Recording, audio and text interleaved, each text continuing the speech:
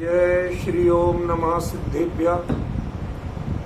मंगलम भगवान वीरो मंगलम गौतमो गणि मंगलम कुंद कुंदात्यो जैन धर्मोस्तु मंगलम सर्वमंगल मांगल्यम सर्वकल्याणकारकम प्रधानम सर्वधर्माणां जैनम जयतु शासनम जैनम जयतु शासनम जैनम जयतु शासनम।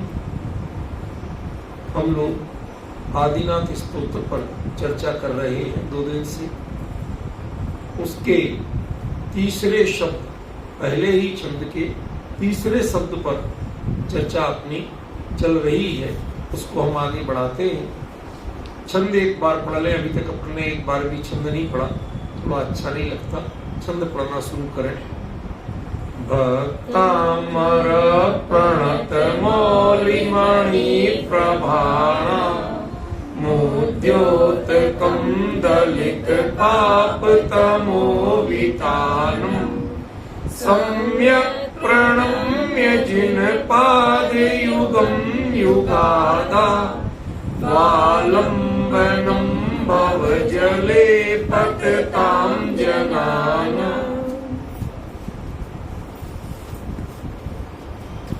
मैंने आपको पहले दिन ही बताया था कि इस काव्य में एक असल में अंतर कथा है। उस कथा के अनुसार जब आप बढ़ेंगे तो आपको हर छंद एक दूसरे से जुड़ा लगेगा। नहीं तो जितने विद्वान अर्थ करते हैं भक्तामर का, हर छंद का अलग अलग अर्थ करते हैं। और यदि वो कथा जान ली तो लगेगा एक से एक बात आगे बढ़ रही। ठीक है ना? हमारी वही शैली चलेगी। पहले पात्रता तो जान लें कि भक्तामर में जिसका वर्णन है उसकी पात्रता क्या है। इसलिए ये बेस, आधार या पृष्ठभूमि के रूप में चर्चा अपनी चल रही। भक्त था जो दे अमर, जिसने अपनी भक्ति से भावना में दृढ़ता पाई। और कैसी दृढ़ता पाई कि जब तक मोक्ष ना पाऊं तोलो सेऊं चरण जिनके मोक्ष ज्वालो ना। इस दृढ़ संकल्प के साथ भक्ति शुरू की। ठीक है ना? तो देह भले ही छूट जाए, देह भले ही मर जाए, लेकिन भावना अमर रहना चाहिए। इस भाव से यहां आचार्य ने 2 शब्द लिखे, भक्त और अमर। और तीसरी जो महत्वपूर्ण शब्द जो अपना चल रहा है, प्रणत। नत तक चर्चा कल हमने की थी, उसको रिपीट नहीं करेंगे। नत और प्रणत में क्या अंतर? हम व्यक्ति के बाह्य व्यक्तित्व को जान करके, कुछ अच्छाइयां जान करके, कुछ गुण जान करके नत होते। जैसे आचार्य कुंद ने समय सार में एक गाथा लिखी है, जयनाम को भी पुरुषो रायाणम जानियूण शब्द।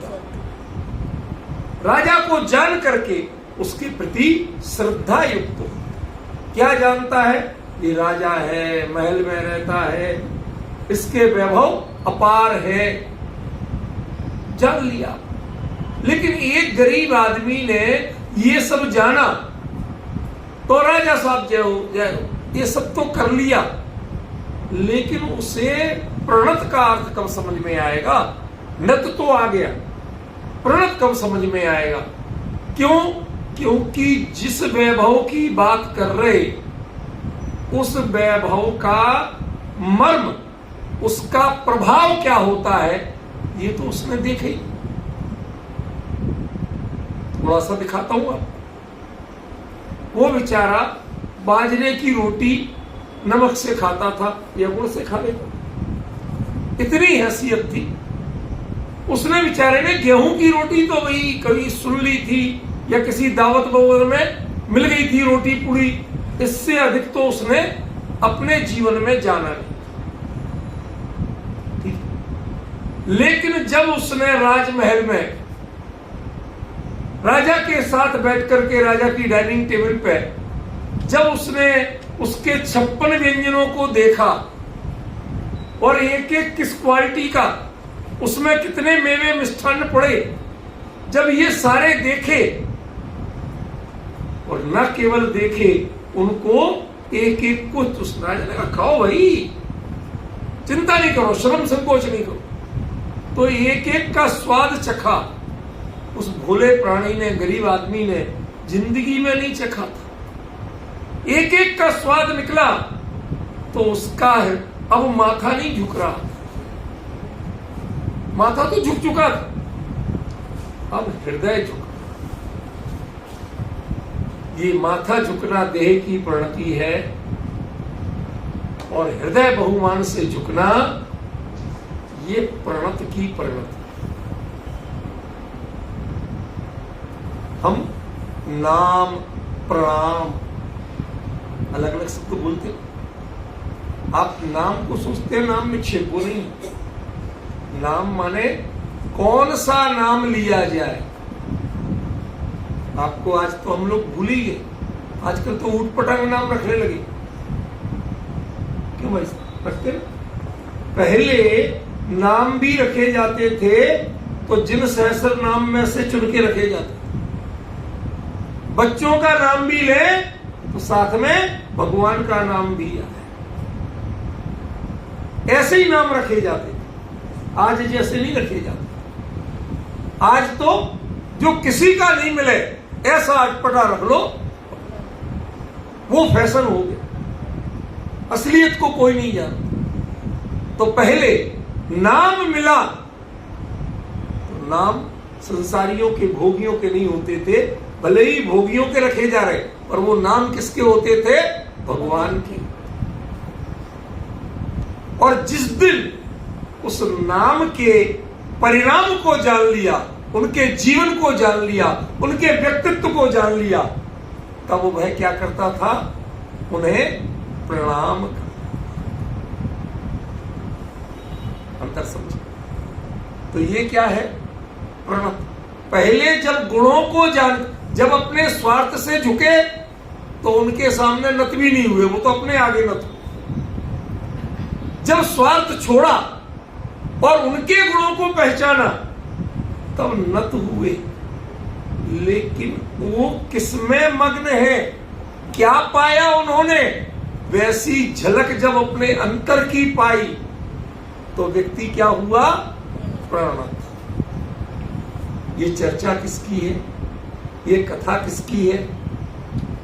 जिसने वीतराग परमात्मा को देखकर, उनके दर्शन कर अपने स्वरूप में वह परमात्मा की अनुभूति प्राप्त की, सम्यक दर्शन प्राप्त किया, वो होता है प्रणत। कोई प्रमाण इसी में दिया, चौथी पंक्ति में, तीसरी में, सम्यक प्रणम्य दिया कि नहीं दिया? भली भांति सम्यक दर्शन पूर्वक प्रणाम करना भैया, ऐसे ही प्रणाम नहीं करना। उसके बाद ये जीवन वहीं समर्पित हो जाएगा, ये जीवन दूसरी जगह जाएगा। आप सोचिए, जीवन में एक बार जिसको अपना लिया, हमारी संस्कृति उसे छोड़ने की अनुमति देती? हमारे संस्कार उसे छोड़ने के कह सकते हैं? सोच नहीं सकते। अब जो है सो ये है, इसका कोई विकल्प इस जीवन में नहीं बनना।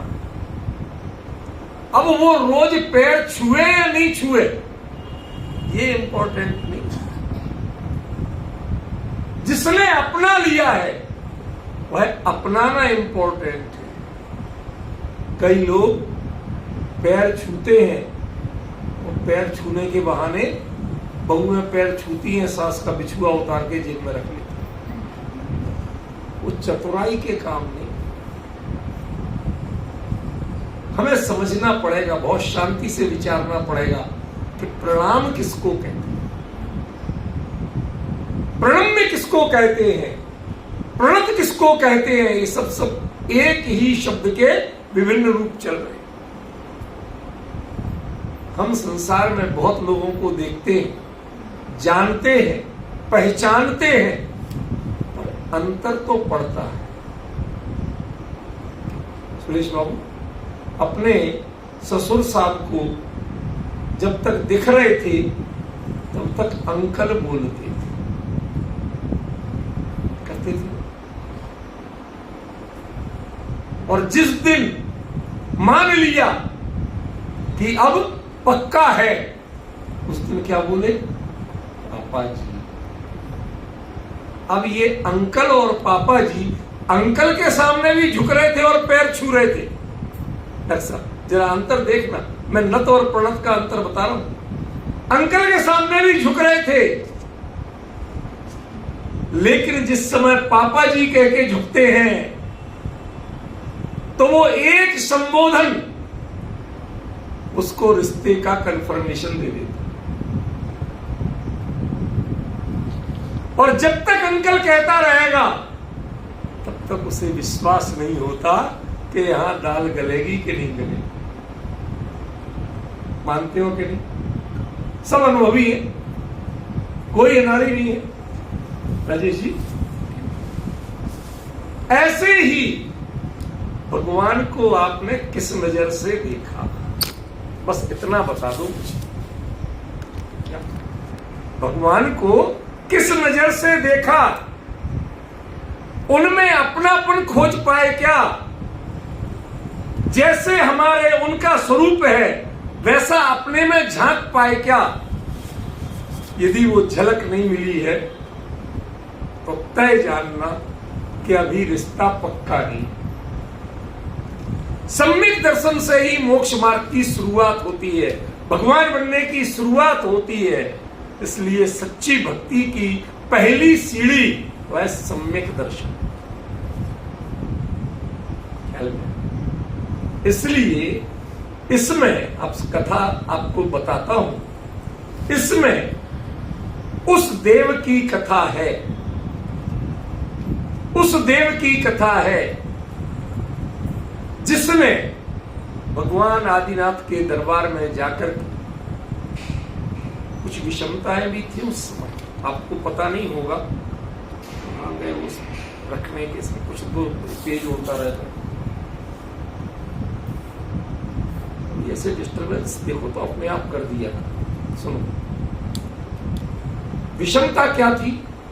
क्योंकि सारे तीर्थंकर अन्य कालों में चौथे काल में होते, और आदिनाथ कब हुए थे? तीसरे काल।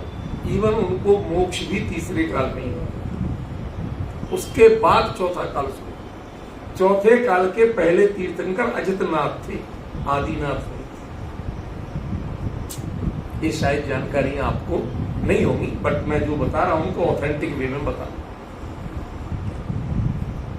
उन आदिनाथ के काल में, इसीलिए जब चौथा काल शुरू नहीं हुआ था तो ये विषमता पनपी थी कि उनके साथ 4000 दीक्षित तो हो गए, लेकिन कोई भी मुनि धर्म की साधना करना नहीं जाता।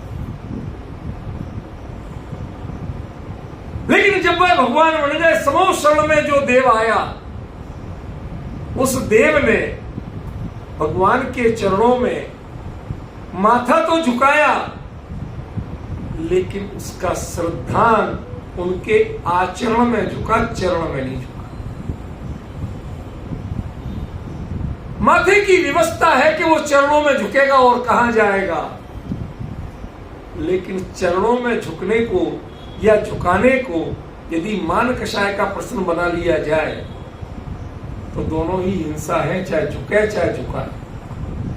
जो झुकता है मजबूर होके वो अपनी हिंसा करता है, और जो दूसरे को झुकाता है वो दूसरे की हिंसा करता है। समझ में? ये चरणों में झुकना और झुकाना ये कोई गौरवशाली चीज नहीं है। आपने कोई बड़ा तीर नहीं मारा, बढ़िया काम नहीं किया। कब झुका जाए उसकी भी एक कंडीशन है। जब तुम्हारा हृदय झुक जाए, तुम्हारी श्रद्धा समर्पित हो जाए, तो माथा झुकाना नहीं पड़ता, वो अपने आप झुकता है। ये स्वरूप है, समझे कि? इसके लिए कोई पोथी नहीं चाहिए, कोई पढ़ाने वाला नहीं चाहिए। एक बार जो हमें चाहिए वो सामने दिख जाए तो माथा अपने आप झुक जाए, हृदय अपने आप समर्पित हो जाता है। तो वो देव जन्मा कहा था स्वर्ग के वैभव। जानते हो बेटा स्वर्ग में जन्म कैसे होता है? एक उपपाद सैया होती है, वहां कोई माता पिता नहीं होते। डॉक्टर साहब थोड़ी थोड़ी जानकारी तो देना पड़ेगी ना। उपपाद सैया, एक सब लोग कि एक छोटा स्ट्रेचर जैसा कोई बेड बनाओ, उसमें अंतर मुहूर्त में पूरा स्वस्थ युवा शरीर अपने आप उभर के आ जाता, ठीक है ना? देवों का उपपाद जन्म होता है, उनका गर्भ जन्म नहीं होता, ठीक है ना? तो वो उपपाद जन्म में जब जन्मा तो स्वर्ग के वैभव को देख के उसकी आंखें चुंधिया गई। देवियां हाथ जोड़ के खड़ी थी, स्तुति गान करती हुई कि हे देव, हम आपकी सेवा में, हमें आज्ञा करो, हम क्या करें। लेकिन एक अद्भुत संस्कार होते हैं। वह संस्कार क्या होते हैं कि वह सबसे पहले वहां जन्म लेते ही पहला काम करता है वीतरागी परमात्मा के दर्शन का।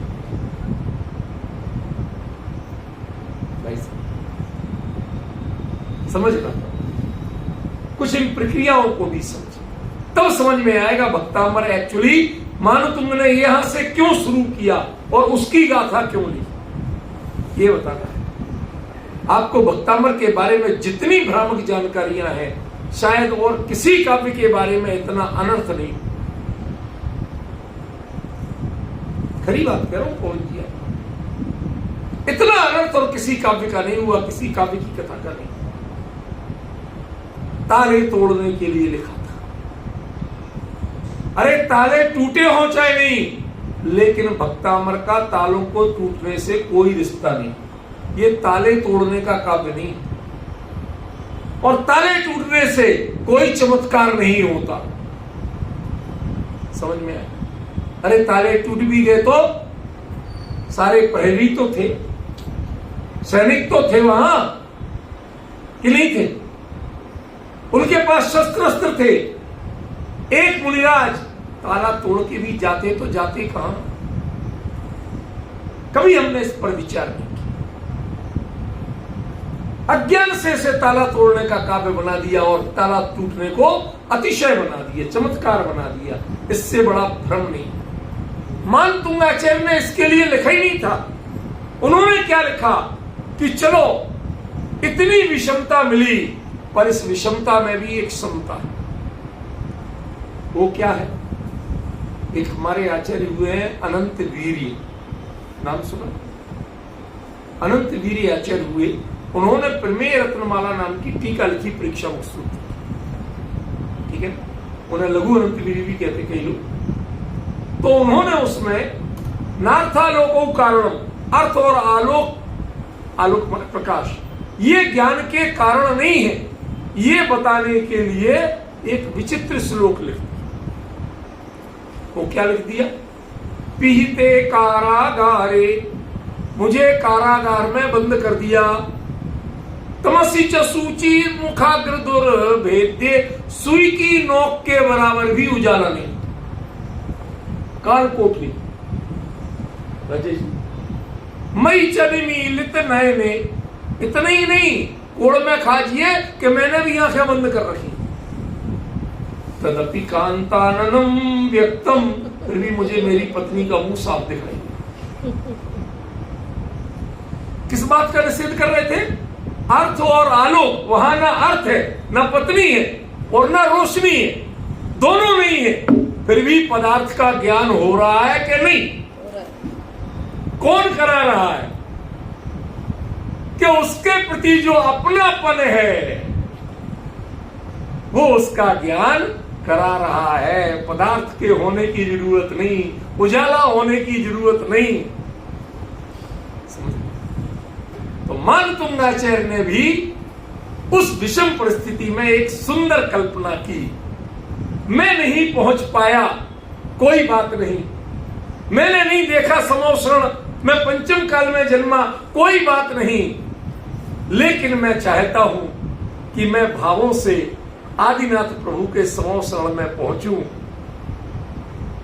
मैं तो जा नहीं पा रहा, मैं तो कालकोठरी में पड़ा, तो जाऊं कैसे? तो जैसे हम कभी जब शिखर जी नहीं जा पाते और गांव से कोई जा रहा हो तो हम एक श्रीफल गोला लेके उसे देते कि नहीं देते, कुछ पैसे देते, भैया हमारी ओर से चलो। अंजू समझी क्या था ये उस देवता का, तुम महाव्रती मुनिराज और अवृति देवता का स्मरण कर रहे। क्यों? क्योंकि ये जो मैसेंजर होते हैं ना, वो आपके स्टैंडर्ड के हो, जरूरी थोड़ी। पहले भी दृष्टांत को सीमित रखना, सब पे नहीं हटाना। पहले भी शादी ब्याह के रिश्ते ले जाने वाले नाई ही होते थे, लड़का खुद थोड़ी जाता था। क्यों ऐसा? गलत तो नहीं किया? तो ऐसे ही होते। तो उन्होंने अपनी भावनाएं, अपनी संवेदनाएं भेजना थी, लेकिन जिसके माध्यम से भेजना थी वो भी एक पात्र चुना, अपात्र नहीं चुना। एक देव की कल्पना की कि स्वर्ग का एक देव अभी अभी पैदा हुआ, देवियों ने उसकी वंदना की, स्वागत किया, लेकिन वह किसी भोग के लिए तैयार नहीं हुआ। सबसे पहला संस्कार जगा कि मुझे वीतरागी जिनेंद्र परमात्मा के दर्शन करने। स्वर्ग विमान में विद्यमान अकृत्रिम चैत्यालय के दर्शन किए। अवधि ज्ञान जागृत था और उस अवधि ज्ञान से उसे क्या पता चला कि भरत क्षेत्र में भगवान आदिनाथ ऋषभदेव कैवल्य प्राप्त करके समोषण के साथ विहार कर रहे हैं, विद्यमान हैं। उन्होंने कहा जब साक्षात भगवान मौजूद हो तो अकेले बिंब के दर्शन क्यों किए जाए? उनको देख के स्मरण आया। हमें कितना आता है सोचना, कितना ख्याल आता है सोचना जरा। क्या आप एक भगवान को देख करके समोषण की कल्पना कर पाते हो? क्या भावों से समोषण में पहुंच पाते हो? नहीं पहुंच पाते, लेकिन वह पहुंचा। अकृत्रिम चैत्यालय जो उसके विमान में था, उसमें अकृत्रिम जिन बिंब को देखा था, भगवान को नहीं देखा था, जीवंत भगवान को नहीं देखा। लेकिन वहां से प्रेरणा मिली, अवधि ज्ञान का प्रयोग किया, तुरंत पता चला कि भगवान का समोषण विद्यमान है। अचिंत्य शक्ति थी, तत्काल क्षण भर में पहुंच गई। समोषण की महिमा होती है कि यदि 12 सभा में वही जीव पहुंचता है जिसकी होनहार भली हो, जिसको सुधरना नहीं हो, वो 12 सभा में नहीं पहुंचता, वो उसके नीचे रह जाता। उसे कभी कल्प वृक्ष दिखते हैं, नृत्यशालाएं दिखती हैं, नाट्यशालाएं दिखती हैं, आज की भाषा में कहें तो थिएटर, ये सब मिलते हैं, सब होते हैं वहां, लेकिन वहां से भगवान नहीं दिखते। मतलब भोगों की दृष्टि है तो आपको भगवान दिखते नहीं है। और गुणों की दृष्टि हो, गुण ग्राहक हो, तभी भगवान दिखते। समोषण की ऐसी महिमा, अद्भुत महिमा। उस समोषण में पहुंचा, साक्षात भगवान के वीतराग स्वरूप को, दैदीप्यमान स्वरूप को देखा, और देख करके अभी तक उसने देखा था जिसके सामने जा रहा था वो उसके सामने झुक रहे थे, लेकिन एक ये वीतरागता का स्वरूप था कि जो किसी के साथ नोटिस तक नहीं लिया कौन आया। कभी कभी लगता है कुछ लोग, कोई बहुत सुंदर हो और वो सच संवर के निकले और कोई नोटिस तक ना ले, बड़ी पीड़ा होती है, कष्ट होता है। किसी ने नोटिस तक नहीं लिया, देखा तक नहीं,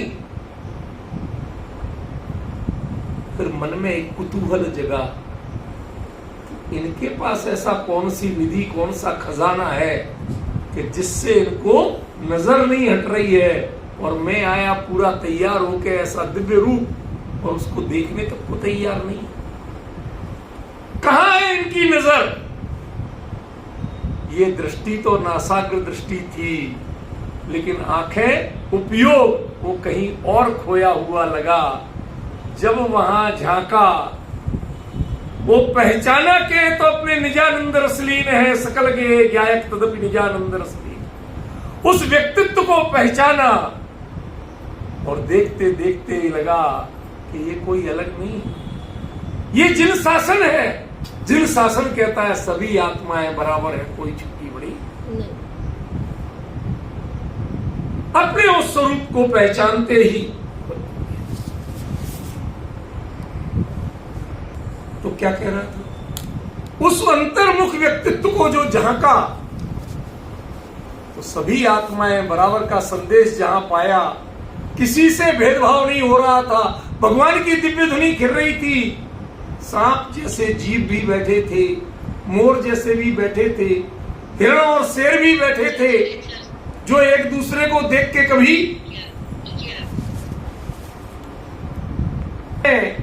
देखा समोसण का स्वरूप कि हमसे कितने निकृष्ट त्रियंच वो प्रभु की मुद्रा को देख करके अपने अंतर में लीन हो रहे हैं। वो काम क्रोध भूल रहे हैं, बैर भाव भूल रहे हैं।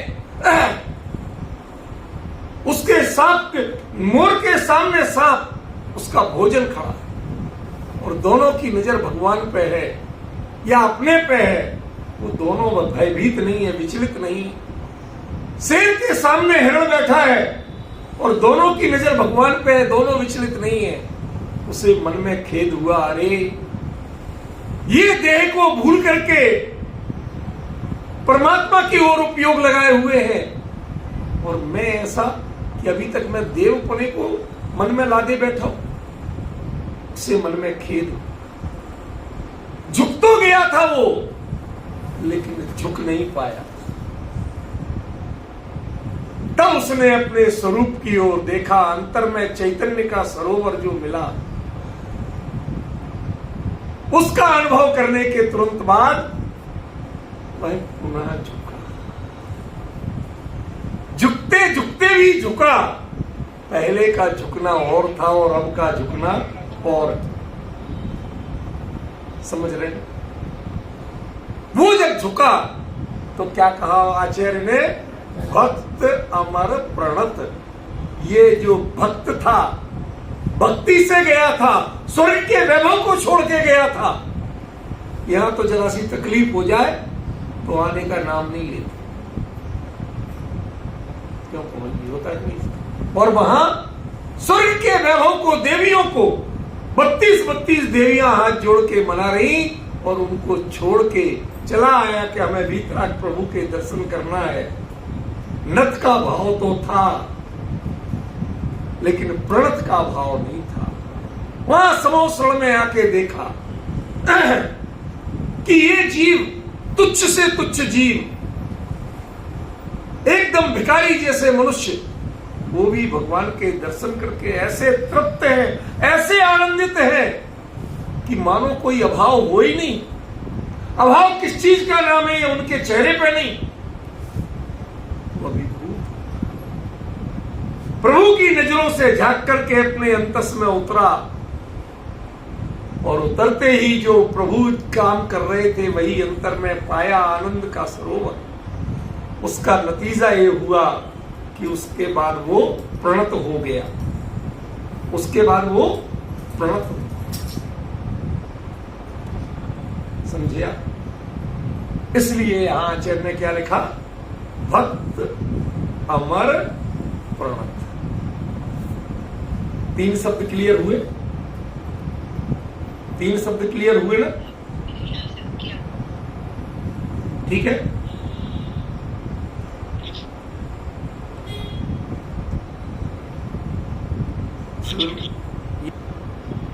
तो वो जो उसने अपने अंतर में झांक करके और फिर प्रभु की ओर देखा, तब पता चला कि ये क्या कर रहे थे, ये किसमें समाये हुए थे, कहां झुके हुए थे।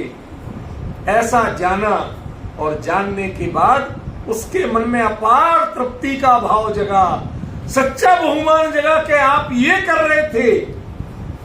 तो झुका हुआ माथा भी और झुक गया, प्रणत हो गया। भक्त अमर प्रणत। अब ये प्रणत में आएगा बाद में, थोड़े से आगे बढ़ते हैं शब्दार्थ में। मौली मणि प्रभाणाम, आप लोग पढ़ते तो हैं पर शायद इनके शब्दों का अर्थ अलग अलग पता नहीं हो। आप सिर्फ भक्ति से पढ़ते हैं, पहचान के भी पढ़ते। मौली, उसके जो सिर में मौली, मौली मोर बांधते ना, मुकुट, ठीक है ना, तो उसके सिर पर जो मुकुट रखा था उसमें जो मणियां लगी थी, वो मणियों की प्रभावों से, किरणों से क्या हुआ, उद्योतकम, उद्योत हुआ।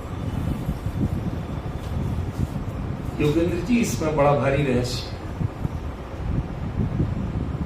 जब मणियां हैं तो मणियां अलग अलग कलर की होती हैं और उनसे जो प्रकाश निकलता है वो भी अलग अलग कलर का होता है, वो उद्योत नहीं। आप आतप और उद्योत में अंतर समझते हैं? क्यों बिटिया, समझती है? आतप में गर्मी होती है प्रकाश के साथ, जैसे धूप, ठीक है ना। पुराने बल्ब जो होते थे उनके साथ एक हीट भी आती थी, वो आतप कहलाए। और उद्योत जिसमें चमक तो हो, रोशनी तो हो, लेकिन गर्मी नहीं, तपिश नहीं हो, उसे क्या कहते हैं, उद्योत। यहां क्या प्रयोग हुआ है? मणियों की जो प्रभा होती है वह कैसी होती है, उद्योत रूप होती है, आतप रूप नहीं होती है। लेकिन उस उद्योत में कई लोग आतप से तप जाते हैं।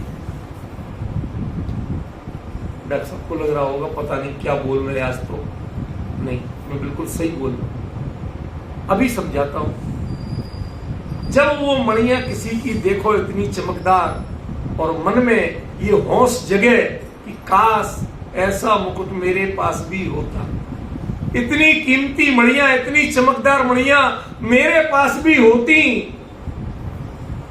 तो ये क्या हुआ, आकांक्षा जग गई, परिग्रह का भाव जग गया।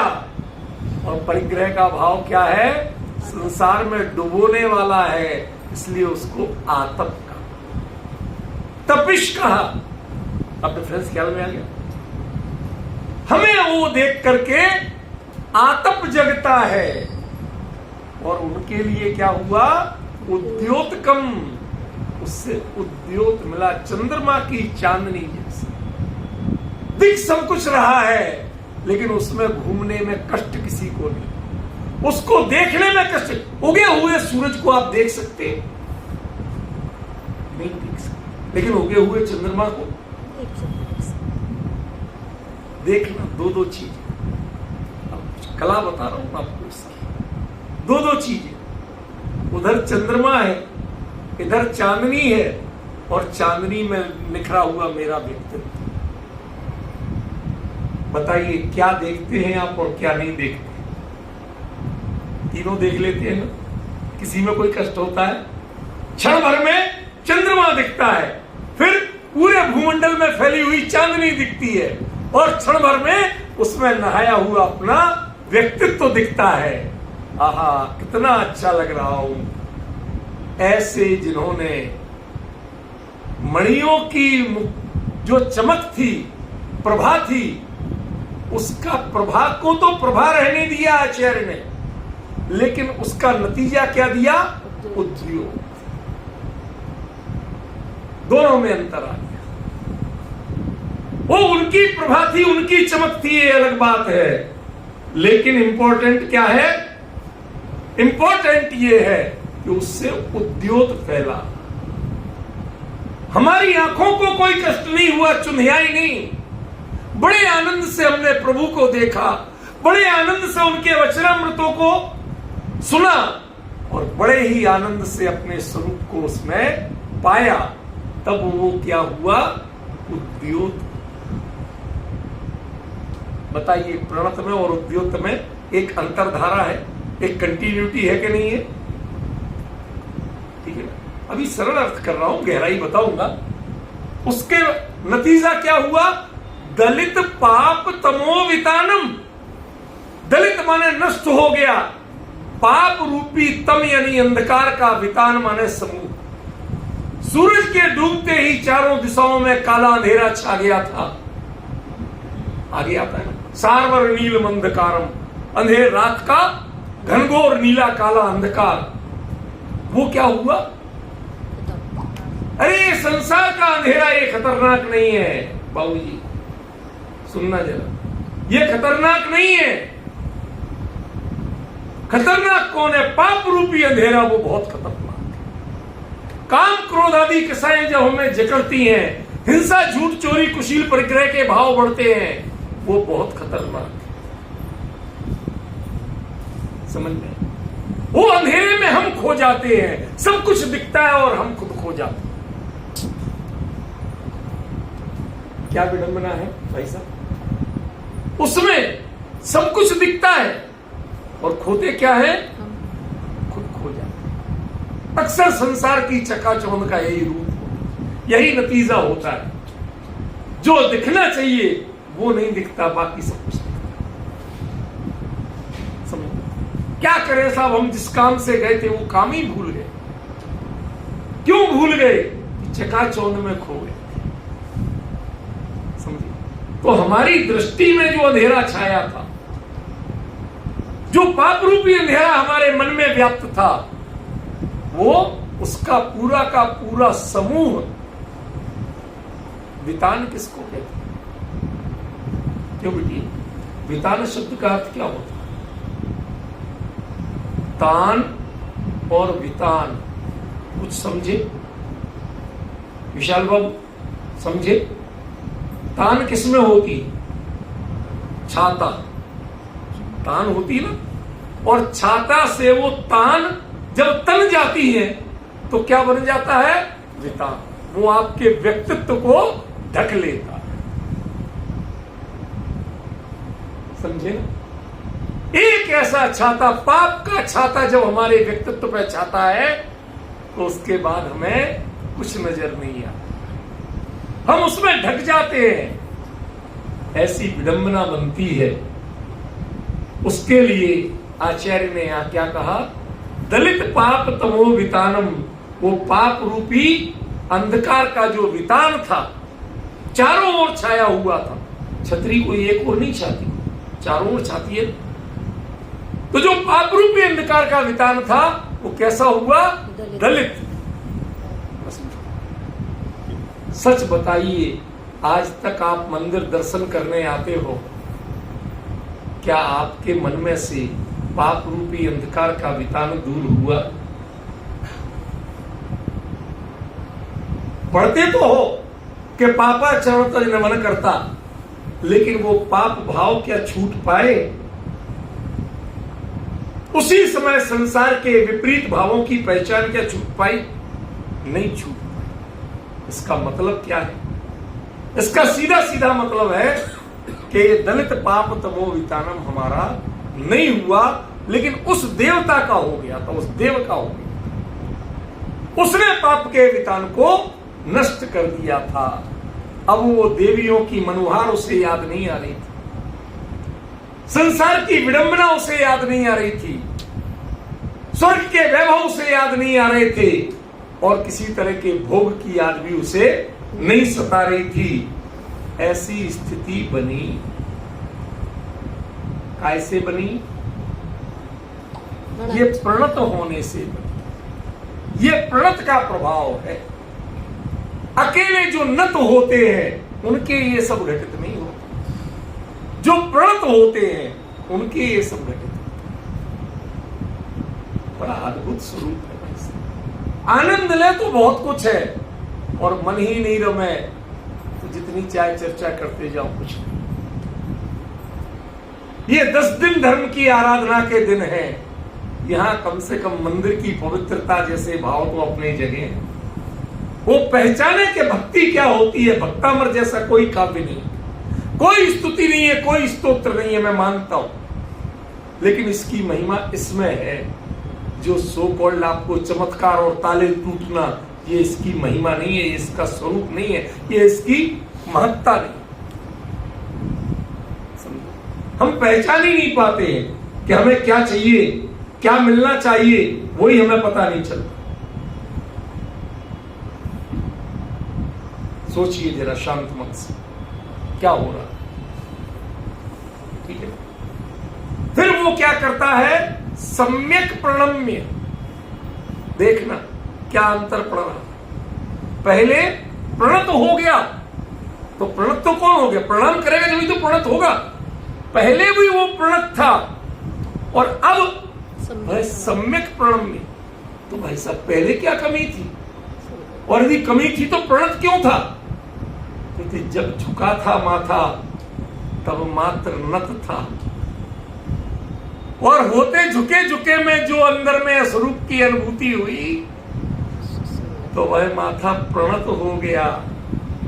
प्रणत होने का नतीजा क्या हुआ कि भगवान के चरण तो उसके मुकुट की मणि की प्रभाव से जगमगाए, लेकिन भगवान के उद्योत से, उनके व्यक्तित्व से, उनकी अंतरंग गरिमा से उसके सारे पाप का अंधकार दूर हो। जब अंदर से अंधकार दूर हुआ तो उसके बाद उसने यूं खड़े घुटनों पे ही था, ऐसे होके प्रभु की ओर ऐसे निहारा। तब समझ में आया प्रभु आप क्या हो। अभी तक हम देह के दर्शन करते थे, आज देह देवल में विराजमान परमात्मा के दर्शन। तो उसने सही ढंग से प्रणाम किया, सम्यक प्रणाम में। किस सही ढंग से प्रणाम किया कि माथा कितना झुका ये महत्वपूर्ण नहीं है, लेकिन हृदय कितना झुका ये बहुत महत्वपूर्ण था। सर्वस्व झुक गया। अब कोई कितना भी वैभव आ जाए, कितना भी बड़ा व्यक्ति आ जाए, ये हृदय किसी और के प्रति समर्पित होने वाला नहीं है। ये है सम्यक प्रणाम। एक दृढ़ संकल्प, बस आप हो और आपके अलावा हमारे लिए कोई। ये कौन देख रहे, काल कोठरी में बैठे 48 तालों में बंद मानतुंगाचार्य। कवि की जो दृष्टि होती है वो अपनी कल्पनाओं का एक नया संसार बना लेता है और उसका पूरा आनंद ले लेता है। हम नहीं लेते। कभी बचपन में विशाल वो एक लकड़ी लेके और टांगों के बीच में फंसा के और दौड़े होगे, चल मेरे घोड़े टिक टिक टिक, किया होगा ना। मैं उसकी याद दिलाना चाहता। आज आप जब मर्सिडीज में भी बैठ जाओगे तो वो मजा नहीं आने वाला है जो बचपन के, जो कुछ नहीं था। तुम्हारी टांगे चल रही थी, वो नहीं चल रहा था, वो तुम्हें चला भी नहीं रहा था, फिर भी उसका जो आनंद था वो एक अलग था। क्यों? क्योंकि उसमें उन्मुक्तता थी, किसी के बंधन नहीं थे। हम अपनी चीज के राजा हैं। इसी प्रकार जब आदिनाथ मानतुंगाचार्य ने आदिनाथ स्वामी के समोसरण में एक देव की नजर से भगवान के स्वरूप का दर्शन किया, उस उद्योत को पाया, थी काल कोठरी और काल कोठरी में भी पूरा उजाला। और उस उजाले में जब प्रभु का स्वरूप दिखा तो आदिनाथ को मानतुंगाचार्य ने भी कहा, प्रभु वो भी झुक रहा है, अब मैं भी झुक रहा। ये सम्यक प्रणम्य की जो परंपरा है इसमें बहुत चलेगा। अभी तो शांति से सुनना सीखो, धीरे धीरे उसके नजदीक आपको पता तो चलना शुरू होगा कि भक्तामर में है क्या और हमें पढ़ाया क्या जाता। समस्या यह है कि हमारे दिमाग में वायरस बहुत घुसा है। ध्यान रखना, ये जितना चमत्कारवाद है ये आपको धर्म से दूर करता है, धर्म की प्रभावना नहीं करता, विराधना करता। ये लिख के रख लेना, जब आप चमत्कारों के पीछे जाते हैं तो वहां आप धर्म छोड़ते हैं, भगवान छोड़ते हैं, वीतरागता छोड़ते हैं, सब कुछ छूट जाता है। थोड़े से भोग के अलावा, इसके अलावा कुछ नहीं मिलता, रौद्र ध्यान के अलावा कुछ नहीं मिलता। इसलिए सावधान हो जाइए। आप उन चीजों को, चमत्कारों को बिल्कुल भूल जाइए, तब आपको भगवान दिखेंगे। यदि चमत्कार पहले दिख गए तो भगवान नहीं दिखेंगे। जो काव्य जिसके लिए बदनाम है, वो उस काव्य में उन आचार्य ने कुछ नहीं लिखा उसका। सम्यक प्रणम्य। आज मैंने भली भांति पहली बार नमस्कार किया। बहुत करते रहे थे जीवन में, आज पहली बार नमस्कार। एक छोटा सा रूप दिखाता हूं, आपको शायद समझ में आ जाए। बहू ससुराल में जाके रोज सुबह सास के पैर छूती और बाकायदा दबा दबा के छूती थी, घुटनों तक। करना पड़ता था, क्या कर, अच्छी बहू बनने की। रोज करती थी। लेकिन जब पहला बच्चा होना था, उस समय सास ने जो सेवा की, जिसको वो सास खतरनाक ऐसा समझती थी, उसका स्वरूप इस ममता में समझ में आया। जब वो उठना चाहे तो वो उठना नहीं, चुपचाप लेटी रहो, मैं अपने हाथ से खिलाऊंगी। पेट पे जोर पड़ेगा। एक एक चीज में जो उसने ममता दिखाई। जब बच्चा 40 दिन का हो गया, अपने अंदर के जख्म भी भर गए, उसके बाद वो बहू उसी सास के पैरों को पकड़ के रोई। क्यों? मां जी पैर कई बार छुए थे, पर सच में तो आज छुआ। अब अंतर समझ में आ रहा है डॉक्टर साहब? सम्यक प्रणम्य क्या होती है? जब अंदर की संवेदनाएं हृदय के तार झटकृत हो जाए, तब समझना सम्यक प्रणम्य होता है, वरना तो खाली नत होता।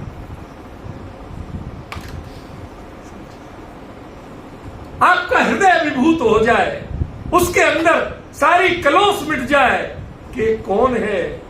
वो मात ने तो हमें नहीं निभाया इतना, लेकिन इस मां ने जो निभाया इसकी कोई तुलना नहीं। ऐसा लगने लगे जब सास खतरनाक दिखना बंद हो जाए, तो वो चरण बंधन की महिमा एक अलग हो। सारे जीवन के पैर छूना उस बहू को खुद लगेगा, मां जी आज तक नहीं छुए थे, आज छू लेने दो। आज तक नहीं छुए थे, आज छू लेने दो। क्या कहना चाहते हो? वो ये बताना चाहती है कि आज मैंने जाना है कि वास्तव में ये रिश्ते का मर्म क्या हो। समझे भाई साहब? हमें समझना तो पड़ेगा, नहीं समझोगे तो मैं बता ही नहीं सकता। मन की कलोस मिटना चाहिए, तब उद्योतकम होगा। यदि मन की कलोस नहीं मिटी तो उद्योत आएगा कहां से? असल में कालिक कुछ नहीं है। एक बार मन की कालिक मिटा के तो देखो, सब जगह उजाला ही उजाला नजर आएगा, वरना दिवाली की रात में भी आसमान काला ही। अपने मन से कलोस मिटाना चाहिए, भोगों की लालसा मिटानी चाहिए, संसार की आकांक्षाएं मिटा के वीतराग को वीतराग की नजर से देखने की एक बार तो आदत डालिए। आप पता चलेगा कि भक्तामर है क्या, किन संवेदनाओं को इसमें उकेरा गया है, किन संवेदनाओं को शब्दांकित किया गया है, आपने तो आज तक जाना ही नहीं।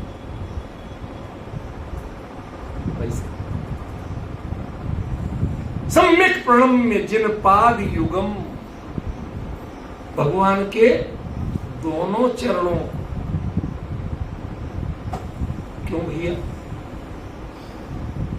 हम लोग तो कभी कभी एक ही को छू के काम चला लेते। ये दोनों को छूने का मतलब क्या है?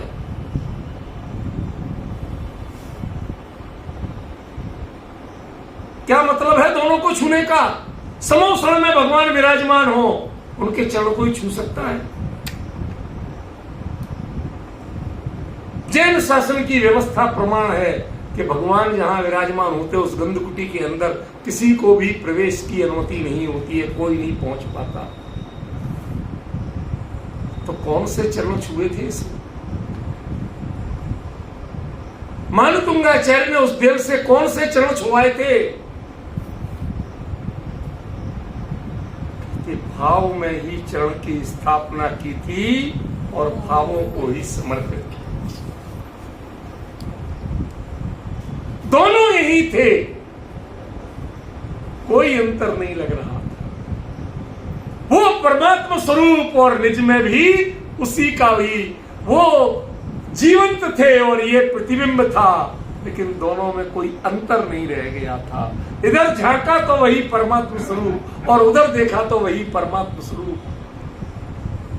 जो चरण यानी आचरण वहां था, वैसा ही अपने स्वरूप के अनुभव का आचरण यहां करके देख लिया तो क्या बना? सम्यक प्रणम्य जिन पाद युगम युगादा। युगादा माने इस युग के आदि में। अरे नहीं, एक आपने शब्द सुना होगा, वाक्य सुना होगा, जभी जाग जाओ तभी है सवेरा। ये आज मेरा युग का आरंभ हुआ है। कब? कि जब मैंने प्रभु से प्रभुता को पहचाना। आज प्रभु की प्रभुता को पहचाना। असल में भगवान किसको कहते हैं और भगवान बनने का तरीका क्या है, इसको मैंने आज प्रत्यक्ष जाना है। इसलिए सम्यक प्रणम्य जिन पाद युगम युगादा। ये युगादौ है एक्चुअली, आलम्बन नहीं है, वो आलम्बनम है। ये युग के आदि में जब युग का आरंभ होता है, किसी का जन्म होता है, तो वह शिशु अपने पैरों पर अपने बल से नहीं चल पाता है, उसे आलंबन चाहिए। नाटक समय सार पढ़ा है, उसमें दिया है, मुक्ति के साधक देश विरति मुनीस, इनकी अवस्था तो निरावलंबन नहीं है। पढ़ा है ना? तो संपादक है, तो टीकाकार है ना, तो सब पढ़ा। मुक्ति के साधक अविरत सम्यक दृष्टि, देश वृत्ति और मुनीश मुनिराज माने उस भक्त अमर से लेके मानतुंग तक सभी आगे के नहीं आगे। हम सभी के लिए आलम्बन चाहिए, क्योंकि हमारे परिणाम में कमजोरी है। तो आलम्बनम भव जले पतताम जना। इस संसार जन्म रूपी जल में, समुद्र में जो पड़े हुए जीव हैं, इनके लिए एक ही आलंबन है। क्या आलंबन है? बाहर में परमात्मा देखो और अंतर में परमात्मा की पहचान कर लो, इसके अलावा कोई सहारा नहीं।